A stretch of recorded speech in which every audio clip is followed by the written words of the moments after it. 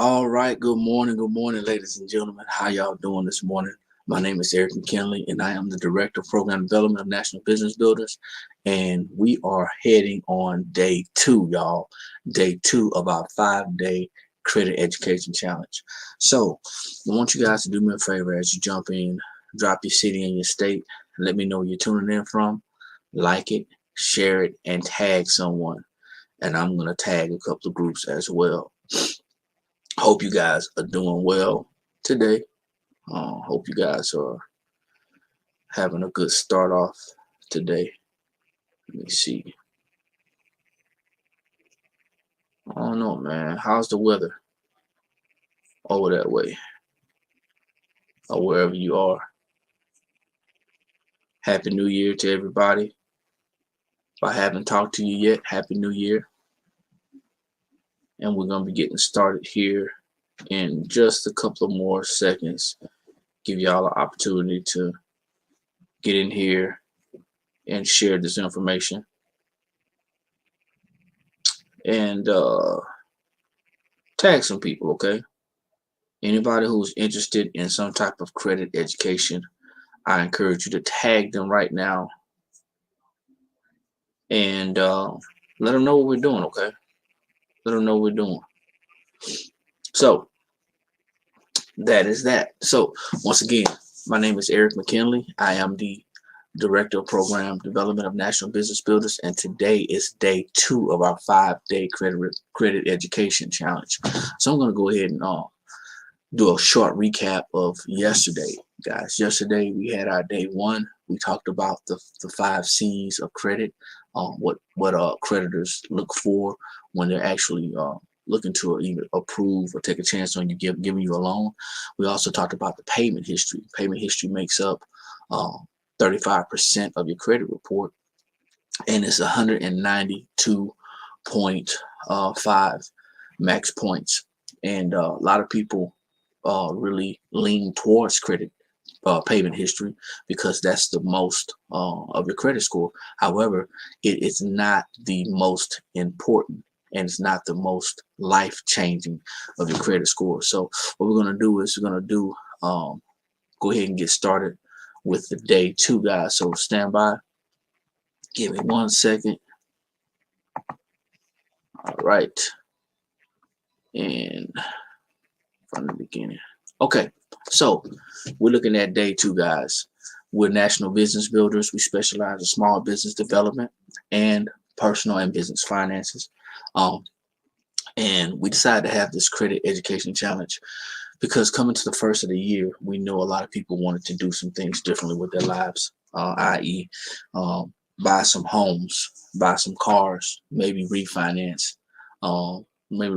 some expensive debt, or maybe even get out of debt, So we decided to start here and give everyone an opportunity to understand how important this system is to you. So let's go ahead. Credit utilization. Basically, it's the debt owed divided by the credit that has been extended to you. Once again, credit utilization makes up the amount of debt that you have owed divided by the credit that's extended to you. It's just another fancy word, credit utilization, okay?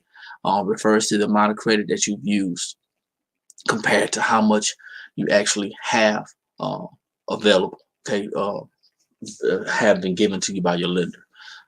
Bottom line is this: if you got a $5,000 credit card and you got a $500 balance, well, 500 is 10% of 5,000.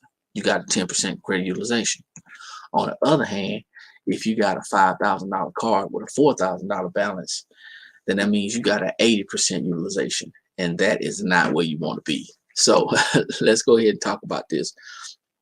What we're going to be doing in this whole next 5 days, or next 4 days, 3 days now, is we're trying to educate everybody on how to look at things differently and how to look at your credit score. So we look at the whole score. Of course, the scoring range is from 300 to 850.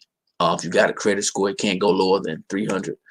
You have 550 available points to improve your credit score. Credit utilization is worth 30% of your credit score, 30%. And it is 165 max points. This is the most impactful part of your score. This is the most impactful part of your score. I'll say again, not the payment history, but the credit utilization is the most impactful part. Why? Because you can control 100% of the points, unlike in the payment history, where if you remove the wrong history, you'll lose more points. You'll lose more points. However, here on credit utilization, you can control 100% of the points. You control how much debt you're in. You do that. So let's look at a good debt to income ratio and how you actually calculate the percentage. Okay, you look at the diagram, you can actually see someone has total credit of $50,000 and they have used $3,000 of that credit. You would take that 3,000 divided by the 50,000, and that's when you'll get your 6% utilization rate. Okay, and it just talks to you about how you need to divide the revolving debt into your total credit. Revolving debt basically is your credit card debt. Okay, that's your credit card debt. 30% is the max limit, although that's really high. But just imagine if you're looking to get that 750 credit score or higher, the average 800 score has an average of 7% utilization. Now, a lot of people say that paying off your credit cards are gonna hurt you.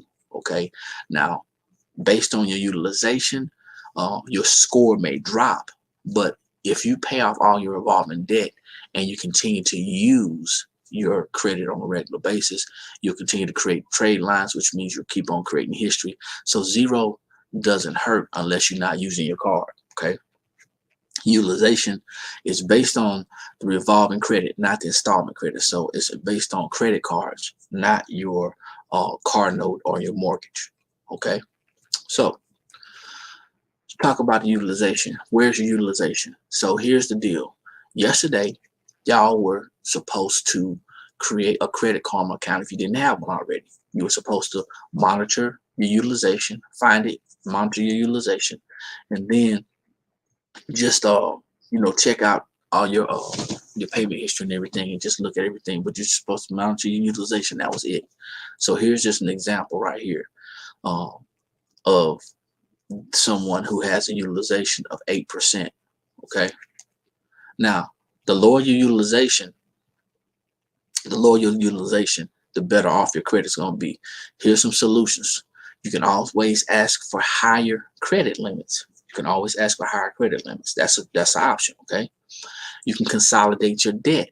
However, you want to be careful with that, because sometimes consolidating your debt, you end up with a higher interest rate. So you want to be careful about that. And also sometimes debt consolidation can be looked at as a bankruptcy. So you got to be careful. You can also apply for new credit. You can get new credit. That's another way to lower your utilization. One of the best ways to lower your utilization is to eliminate your debt. Now, the other strategies are proven strategies, and they work when someone just is trying to get a decent score, a certain type of score. Maybe they want to qualify for something. They can ask for higher credit limits, but still you want to ultimately eliminate that debt. That's what we want to do. Okay, so here's some ways, some of the fastest ways that you can eliminate your debt. I don't know if you guys have ever heard of this before, but it's called the SNOWBALL method. Okay, basically what happens is you'll make a list of all of your debt. From there, you'll write down the balance next to each debt. You want to reorder the debt from the smallest to the largest. That makes the snowball. If you look at the picture, you see that small snowball, and when it starts going closer downhill, it starts to gain momentum.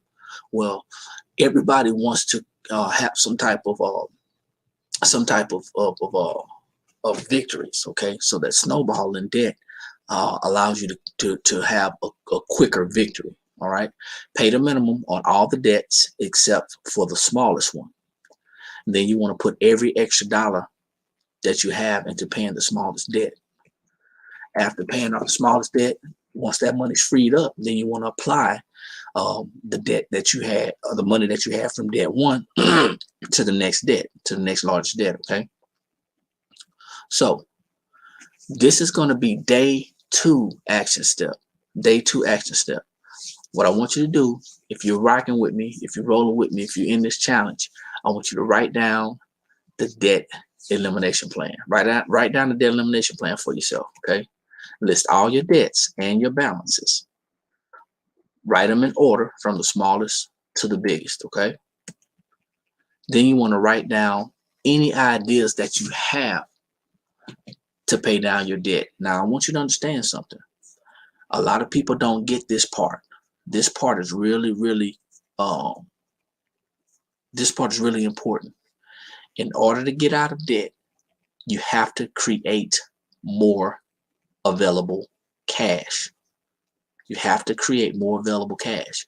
So you cannot get out of debt with the same amount of money and also the same mindset that got you into debt. What do I mean by that? Well, if you are earning $50,000 a year and you have $300,000 in debt, then it's going to be impossible to get out of debt with the same habits and the same income, because technically you're not bringing home the whole 50,000. Of course, you're getting taxed. So you have to increase your cash flow in order to get out of debt. Now, here's some things. You can consolidate your debt. That's one option. You can minimize your unnecessary expenses. That's another option. I've seen a lot of people save a lot of money by minimizing expenses, things that they don't really need. Then, of course, you can increase your income. Now, increasing your income, you can go to your job and ask your job for a raise. Ask your boss for a raise. I don't know how that's going to work, but you can get a part-time job. Maybe you're good with pets. Maybe you want to go do some dog walking. Maybe you want to work some overtime at your job, or maybe you get a holiday job. I don't know. Or another option is you could start a home-based business. Starting a home-based business is going to give you the strategies to be able to increase your cash flow. So, and we'll talk about that later on, but I want you to write down a debt elimination plan, list all your debts and your balances, order them from the smallest to the biggest, and then write down different ideas to pay down debt. Write down different ideas to pay down debt. And of course, that's going to help you to determine how much money you're going to have additionally to be able to snowball. Okay, that's the whole purpose for that.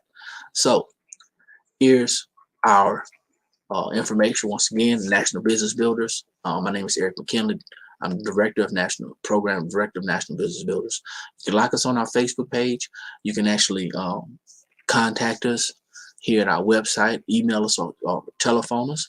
We're actually on Twitter, LinkedIn, and Instagram, and Facebook. So follow us, like us, share information. If it makes sense to you, go ahead and share it. The whole idea behind what we are doing, is we're out here to educate each and every person that is interested in learning more about how to improve their personal finances, starting with their credit. So once again, you guys, thanks for taking the time out to see this. If you got any questions or comments, drop them in the comments, and I'll be more than happy to answer them. Like I always say, ladies and gentlemen, when you know better, that's when you have the ability to do better. And the only knowledge that's powerful is properly applied knowledge. You guys take care, and I'll see y'all soon.